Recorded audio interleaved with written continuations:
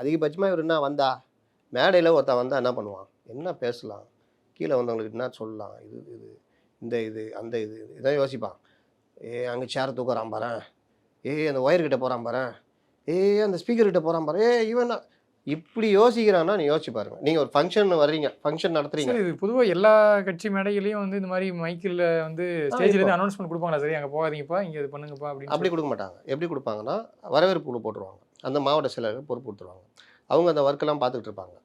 ஒரு வேளை ஏதாவது சொல்லணும்னா, அந்த வரவேற்பு குழுலேருந்து ஒருத்தர் வந்து, தோழர்களே அந்த பக்கம் போகாதீங்க, பெண்கள் இருக்கிற பக்கம் நீங்கள் இப்படி வந்து உட்காருங்க, இந்த மாதிரி சில அறிவிப்புகள் சொல்லுவாங்க. அவ்வளோதான். இங்கே என்ன பொதுச்செயலாளர் சொல்கிறது தான் பிரச்சனையாக துரைமுருகன் எழுந்திரிச்சு போகிறான் பாரு, அங்கே போகிறான் பாரு, ஏன்னா அங்கே போகிற, இப்படி எங்கேயாவது நடந்திருக்கா? விஜயகாந்த் இப்படி பண்ணப்போ ட்ராவல் பண்ணாங்களா இல்லையா? ஞாபகம் இருக்கா? அப்போ அவருக்கு உடல்நிலை சரியில்லாத டைமு. நீ என்ன பொம்பளை பக்கம் போய் உட்காந்துக்கிற, போடா அப்படிங்கிறாரு. இருங்க என் கையில் ஏதாவது ஒயர் தட்டுப்படுது, இதெல்லாம் ட்ரால் ஆக்குனாங்களா? அவராவது உடம்பு சரியில்லாமல் ஒரு மாதிரியாக இருந்த நேரம் இதெல்லாம். ஆனால் நீ நல்லா தானே இருக்கிற, வந்தால் சந்தோஷமாக இரு. ஒரு இடம் டூர் போகிறீங்க,